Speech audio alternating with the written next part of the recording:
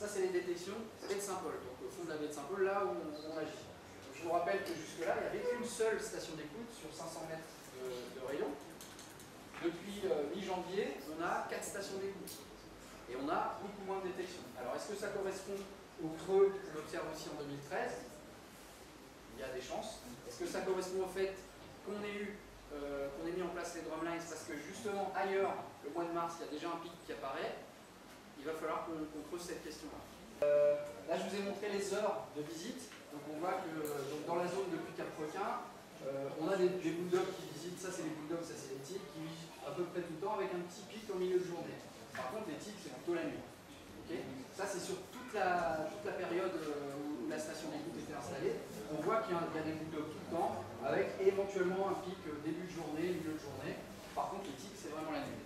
Si on compare, par contre, par rapport à la période correspondant juste à Cap-Requin, c'est-à-dire du mi-janvier jusqu'à début avril, ça c'est en 2013, ça c'est en 2014, on voit que les patterns sont quasiment les mêmes. C'est-à-dire que le fait d'avoir mis les drumlines et d'avoir mis des appâts ne modifie pas leur comportement, je dirais, général. Ils viennent toujours plus ou moins à la même heure. Donc là, on a 3 captures de tigres, de mâles, une femelle, plus un autre mâle qui s'est échappé après. Au début de la période, ce qu'on remarque, c'est qu'on a pendant, alors là, c'est du fin janvier jusqu'à début mars, 2 mois, quasiment sans aucune détection de tigre. Après, le suivant, mais il a été capturé et marqué. Hein. Donc, voilà, donc ça, c'était pas une détection. Ça, c'est pas une détection. C'est le requin qu'on a pêché là, on a marqué et relâché, qui a évidemment détecté, puisqu'il était dans la zone. Donc, 15 jours, 3 semaines après. Mais on peut quasiment prolonger jusque-là pour dire, à partir du moment où on a pêché des tigres, alors soit parce que la période n'est plus favorable aux tigres, parce que ça joue aussi, en tout cas, on les voit plus. Et si on regarde sur les bulldogs, première capture de bulldog, plus de détection de bulldog derrière, deuxième capture de bulldog, pareil. Sur des périodes qui sont quand même relativement longues au regard des intervalles entre détections précédentes. Alors là, ce qu'on voit avec les tigres, c'est flagrant parce que c'est pas trop leur habitat, en 15 mètres de fond. Pour les bulldogs qui sont quand même beaucoup plus fidèles à ces zones côtières, on s'aperçoit qu'à partir du moment déjà où on pose des drumlines, ces comportements assez longs là, on ne retrouve plus. Donc pour moi, alors ça, c'est des hypothèses. Tout ce qu'on dit là, c'est évidemment que des hypothèses, il n'y a rien de sûr.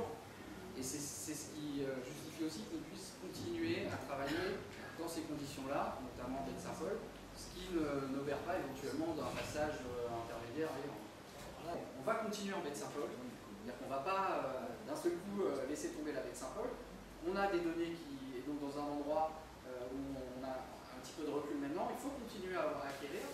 Donc notamment, peut-être quand on arrivera dans des périodes de plus forte détection, comme je vous disais l'année dernière, à partir de avril, mai, juin, ça commence à monter en baie de Saint-Paul. On est qu'au début là. Ça se trouve, on va peut-être voir effectivement beaucoup de détection. Donc là, on verra comment nos dispositifs se comportent et comment ça évolue en fonction de ça. Si les prises augmentent en même temps que le rythme que le volume des détections, là on sera encore bon. On va aussi modifier un petit peu le protocole, c'est-à-dire qu'au lieu d'avoir 2 drumlines appâtés, 2 non appâtés, et puis on laisse le week-end, on était un petit peu bancal là-dessus, enfin bancal, disons que le comité scientifique nous a conseillé d'y aller franco, vous appâtez les 4 pendant 3 jours et demi, donc on fera du lundi au jeudi midi, et puis on laisse 3 jours et demi sans rien. Donc on parle des périodes appâtées avec 4 dispositifs, aux périodes non appâtées pendant une durée équivalente. Voilà ce qu'on va changer. Et puis on va continuer à travailler sur le ciblage. Là, je dirais, c'est un peu des secrets de pêcheurs, donc je ne vais pas forcément vous les dire tout de suite, mais en gros, on essaie de trouver des moyens pour être encore plus efficace sur le bulldog, particulièrement sur le bulldog. En gros, c'est travailler sur les montages, sur les appâts, et puis sur les périodes. Les heures, etc. Ça veut dire qu'on continue en baie de Saint-Paul, mais ça ne veut pas forcément dire qu'on n'envisage pas déjà de préparer la suite, avec éventuellement déploiement en zone corallienne. Donc déjà, il y a toute cette question de la coordination avec les autres activités, on a parlé des plongeurs, c'est clair que cette présentation-là, on va aller la faire au groupement des plongeurs professionnels le plus rapidement possible. Les autres projets de réduction du risque, Fiji requin, ils prolongent jusqu'en mai au Roche-Noire. Je me vois mal mettre des drumlines autour d'un truc qui essaie de les attirer alors que nous, on essaie de montrer que ça ne va pas être possible. Donc déjà, il va falloir qu'on arrive à se coordonner avec les autres acteurs. Sachant que la Ligue qui est partie... C'est pas au préfet de faire ça? Pardon? pas au préfet de coordonner pour que ceux qui cherchent Si, soient en lien avec les décisions administratives. De toute façon, l'État, on est en France, est toujours là quelque part. Ça, il faut, entre nous, on fera ce travail, mais la décision, elle reviendra au final à l'État, qui est en plus dans les 300 mètres, etc.